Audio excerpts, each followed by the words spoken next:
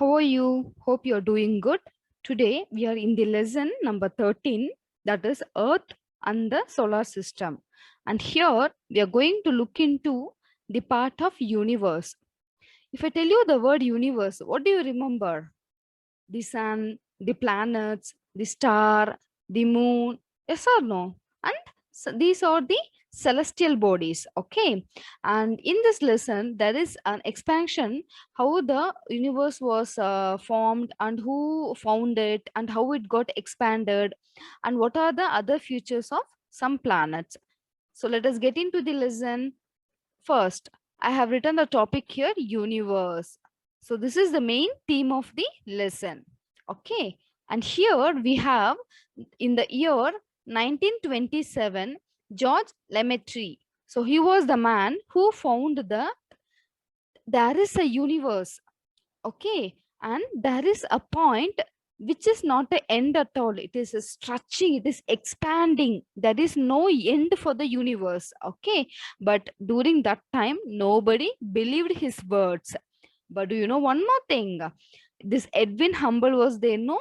He was the man who believed the theory of George Lemaitre. Okay. And he also proved that there is an expansion of the universe, which means the farthest galaxies moving away from us. So he found that there are some galaxies that is moving away from us in an orbit. So they said that there is a no end point for this universe. So here George Lemaitre as well as Edwin Hubble, they both proved that the universe is expanding. Okay, so the next point is universe began about 13.8 billion years ago. So how many billions ago the universe was began? 13.8 billion years ago. Okay, so the universe was said as a big fireball. What it is being called? A big fireball. So imagine here, see children, I'm just drawing it over here. So imagine this is a big fireball. Okay, what happened? It exploded. It was exploded. And there was some expansion. What was there in the universe? There was some expansion in the universe. And this was in the before 13.8 billion year.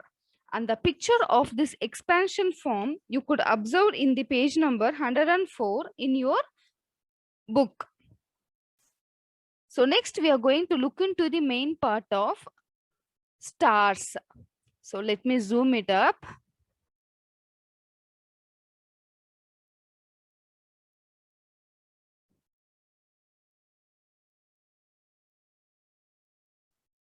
Yes. So this is the part, my dear. Star is actually it is also called as a celestial bodies. Celestial bodies means what? A small part of the universe. Okay, so it is luminous body, which is a small part of the universe, and it is also called as celestial and heavenly bodies. Okay. And what are some other celestial bodies are like stars, planets, satellites, asteroids, comets, and meteoroids. So during the live classes, I will show you the picture of these planets, satellites, asteroids, comets, and meteoroids. So this is self-luminous. Self-luminous means what? It gets the light and heat by itself. It does not depend on others. Okay, it is getting its own light and heat. So which is the nearest star? The sun. The sun is the nearest star. Okay, so next to the sun, which is the nearest star, is Proxima Centauri is the second nearest star from the earth. So what is the second nearest star? Proxima Centauri. Do you know which is the brightest star in the night sky? That is none other than Sirius. What it is? Sirius. So how does the star formed? How it is been formed? It is completely made up of gases and dust. Okay, dears, it is a cloud of gases and dust. So it is not made up of any other materials. It is made up of gases as well as the dust.